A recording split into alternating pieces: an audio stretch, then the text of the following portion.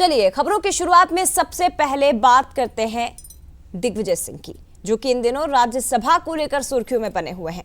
पहले राज्यसभा जाने को लेकर दूरी बनाई और अब फिर से उनकी चाहत उभरती हुई नजर आ रही है। दरअसल राज्यसभा को लेकर सुर्खियों में दिग्विजय सिंह, जिन्होंने आलाकमान पर फैसला छोड़ दिया है। कहते हैं कि आलाकमान जो तय करेगा वही मैं करूंगा, पार्टी के लिए आखिरी सांस तक मैं काम करता रहूंगा। तीसरी बार राज्यसभा जाने का सवाल जब मीडिया ने दिग्विजय सिंह से पूछा तो उन्होंने अपनी तरफ से तो राज्यसभा जाने के लिए इनकार कर दिया, लेकिन उन्होंने कहा कि पार्टी जो तय करेगी वो मैं करूंगा। 2 दिन पहले भी उन्होंने एक पोस्ट किया था अपने रिटायरमेंट को लेकर। दिग्विजय सिंह ने रिटायरमेंट का प्लान बनाया था। ये देखिए, ये प्लान जो है वो बताया था, कुछ वीडियोस उन्होंने शेयर किए थे, जिसके बाद ऐसी आशंका जताई जाने लगी कि क्या दिग्विजय सिंह अब राजनीति से संन्यास लेंगे, क्या वो रिटायर होने वाले हैं। बीजेपी ने आरोप लगाया कि पार्टी पर दबाव दिग्विजय सिंह बना रहे हैं, लेकिन कांग्रेस का कहना है कि कांग्रेस के लिए दिग्विजय सिंह संजीवनी है। और ये हल्ला तो होता रहता है, और हल्ला कहां से होता है आप भी जानते हैं। सीधी सी बात है, मैंने यही अनुरोध किया है कि मैं सेकंड टर्म के बाद थर्ड टर्म नहीं लेना चाह रहा हूं, लेकिन इसका मतलब ये नहीं है कि मैं कांग्रेस के लिए काम नहीं करूंगा, पार्टी के लिए काम नहीं करूंगा। पार्टी का काम तो जीवन के आखिरी सांस तक करेंगे।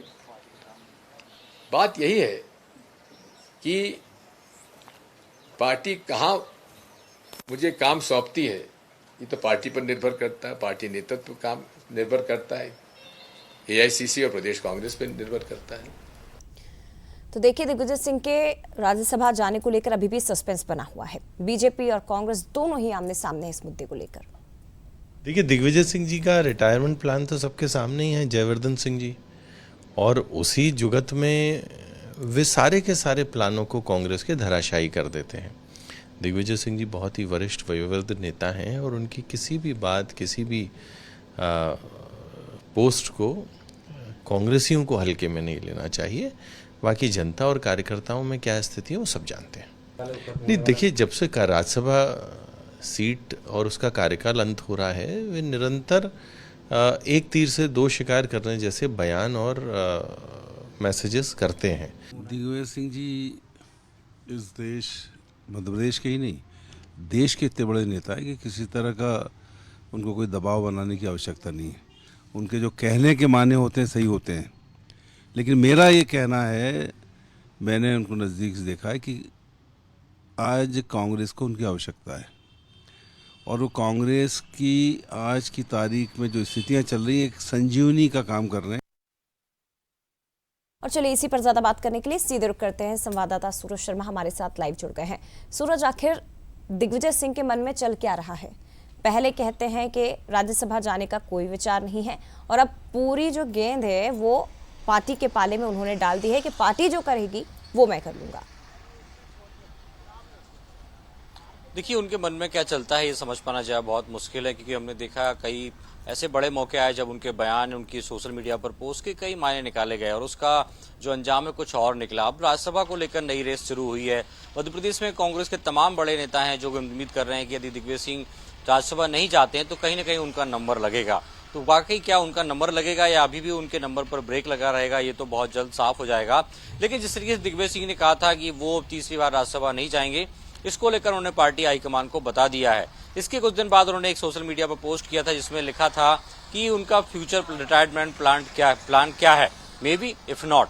तो क्या कहें, वाकई यदि वो रिटायरमेंट प्लान कर रहे हैं और नहीं भी कर रहे हैं तो उसके पीछे आखिर वजह क्या है, उनके मन में क्या चल रहा है, ये तो वही जाना। लेकिन जिस तरीके के बयान है उससे हलचल तो होती है, और अब वो कह रहे हैं कि यदि पार्टी जो भी काम उन्हें सौंपेगी, चाहे एआईसीसी हो, प्रदेश संगठन हो, जहां भी उन्हें जिम्मेदारी देगी वो उस पर अंतिम सांस तक काम करेंगे। तो इसका मतलब साफ है कि यदि तीसरी बार राज्यसभा के लिए नॉमिनेट होते हैं या पार्टी नाम बढ़ाती है तो दिग्विजय सिंह तीसरी बार राज्यसभा जाएंगे। लेकिन कहीं ना कहीं बात वही है कि सियासत लगातार बढ़ रही है। बीजेपी यही कह रही है कि तमाम लोगों का रास्ता रोकने के लिए दिग्विजय सिंह इस प्रकार के बयान देते हैं, लेकिन दूसरी तरफ कांग्रेस के उन नेताओं के सपनों पर भी पानी फिर सकता है जिस उम्मीद में लगाए बैठे हैं कि एक सीट खाली होगी तो उनका नंबर लगेगा। जय निश्चित तौर पर सूरज, राज्यसभा की रेस, लेकिन इसमें अभी भी दिग्विजय सिंह को लेकर सस्पेंस बना हुआ है। और ये बात बिल्कुल सही है कि कई ऐसे नेता हैं जो सोच रहे थे कि शायद उनका नंबर लग पाएगा, लेकिन वो तस्वीर धीरे धीरे साफ होगी कि दिग्विजय सिंह ही क्या वो चेहरा होंगे जो फिर से राज्यसभा जा रहे हैं, या इस बार पार्टी